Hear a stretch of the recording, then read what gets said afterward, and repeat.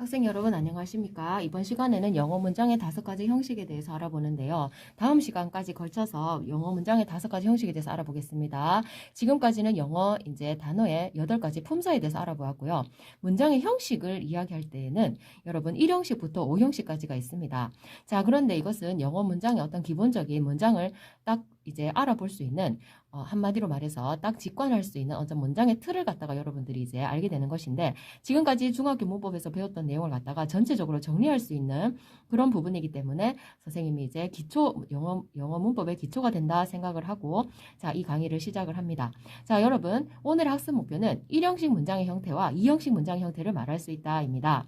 자, 그런데 지금까지 우리가 품사를 말할 때는 명사, 대명사, 동사, 형용사, 부사, 그 다음에 이제 접속사, 전치사, 감탄사 뭐 이런 식으로 이제 단어 끝에 이제 사자가 붙어가지고, 자 여러분 선생님 이것을 쉽게 이해하기 위해서 설명할 때 어떻게 했습니까? 각각의 영어 단어는 뭐가 있다? 자기 집 주소가 있다. 자, 그래가지고 사람의 이름이라든지 고유명사를 말하는 것들은 다 명사다 이렇게 표현했습니다. 그죠? 자, 그 다음에 그 명사를 대신해주는 말은 대명사다 이런 식으로 이야기했습니다. 자, 그러면 이번 시간에는 문장 형식을 말할 때는 여러분 1형식부터 5형식까지 있는데요. 자, 오늘은 1형식과 2형식, 다음 시간에는 3형식과 4형식, 5형식에 대해서 알아보겠습니다.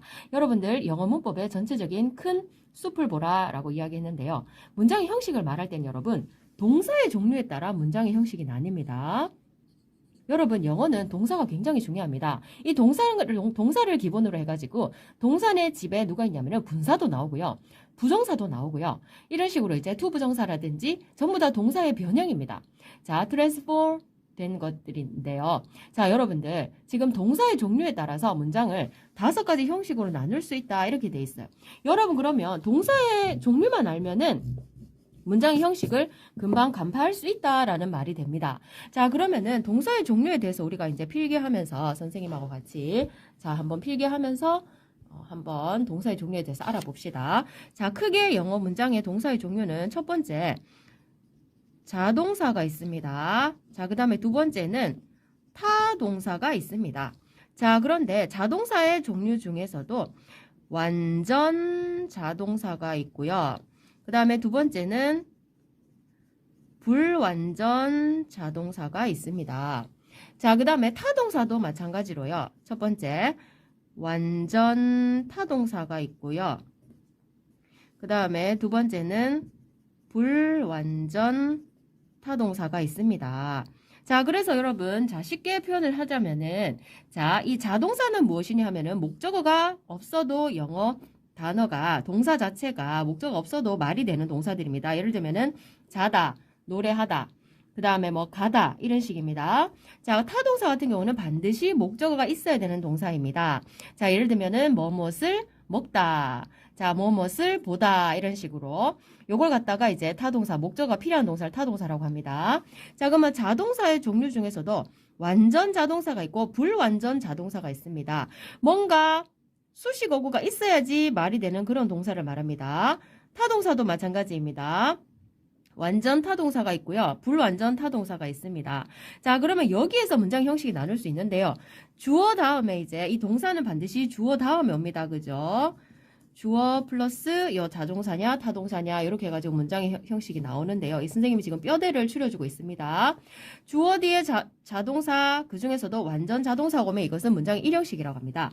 주어 다음에 불완전 자동사가 왔다. 그러면 이때는 불완전 자동사 뒤에는 뭔가 말이 필요합니다. 이것을 무슨 말이 필요하냐면 보어가 필요하다 이렇게 말합니다. 주어를 보충 설명해주는 말, 그래서 이것을 2형식이라고 합니다.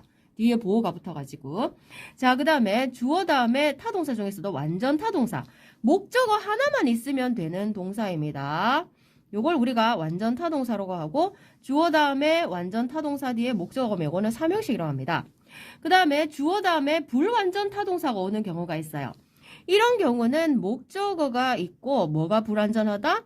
이 목적어에 대해서 보충 설명해주는 말, 목적격 보어. 목적어를 보충 설명해주는 말이 필요하다 해가지고 요거를 갖다가 문장의 5형식이라고 합니다. 자, 그러면 여러분 선생님이 지금 이야기한 이 문장의 틀은 여러분 외워주세요. 자, 주어 뒤에 완전 자동사 1형식, 주어 뒤에 불완전 자동사 뒤에 보어는 2형식, 주어 뒤에 완전 타동사 뒤에 목적어는 3형식, 주어 뒤에 불완전 타동사 뒤에 목적어 뒤에 목적격 보호가 쓰면 5형식. 그러면 여러분 지금 당구장 표시로 선생님 그러면 선생님이 아까 1형식부터 5형식까지 있다고 했는데 4형식은 그럼 어떻게 됩니까? 했는데 여러분 4형식은 동사의 종류가 조금 다릅니다. 무슨 동사냐 하면은 주어 뒤에 수여 동사라고 이야기합니다. 여러분들 우리 1학년 때 배웠습니다. 수여 동사. 목적어가 2개 필요한 동사. 누구누구에게 뭐뭐을 뭐뭐 하다라고 하는 이 수여 동사입니다.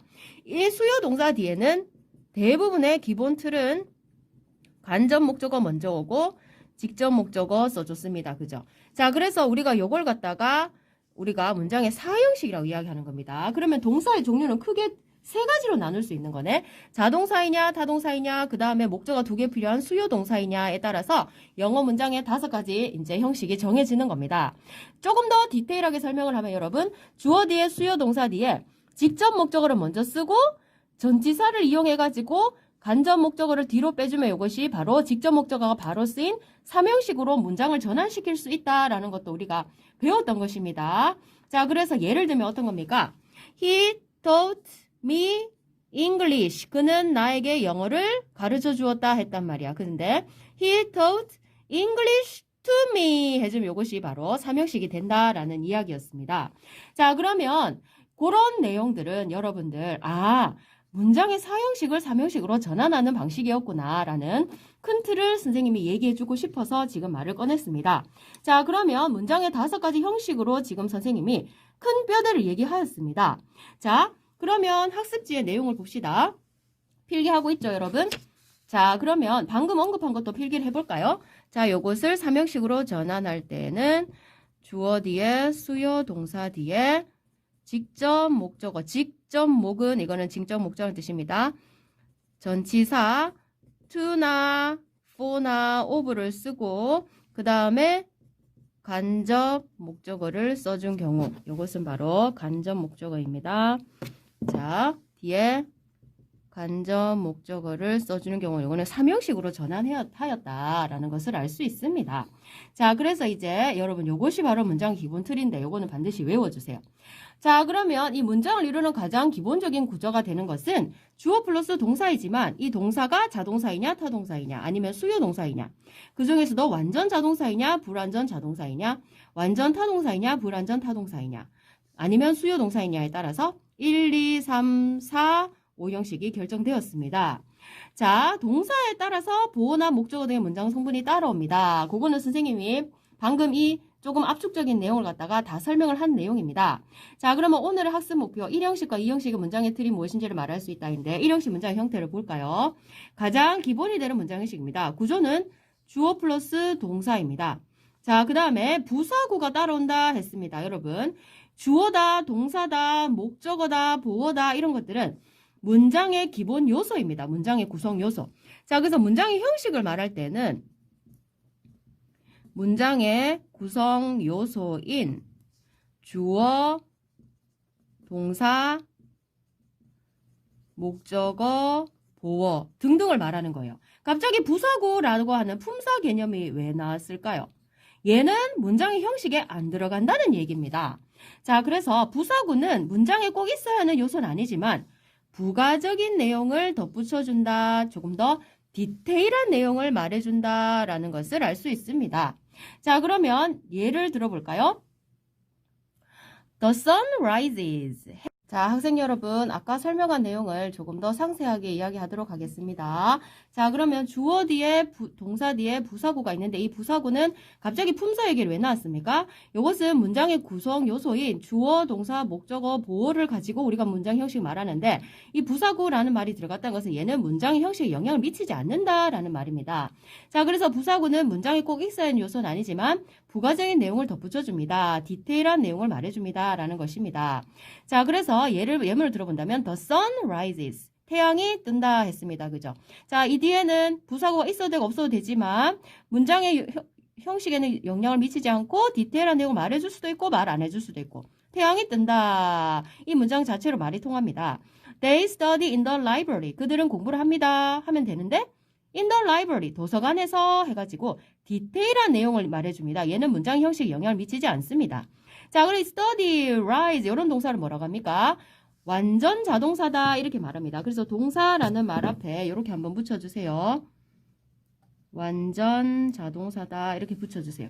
자, 그러면 얘들은 목적어도 필요하지 않고 보어도 필요하지 않는 완전 자동사인데 부사구는 있어도 되고 없어도 되고 있으면 고맙고 없어도 되고 이렇게 되는 겁니다.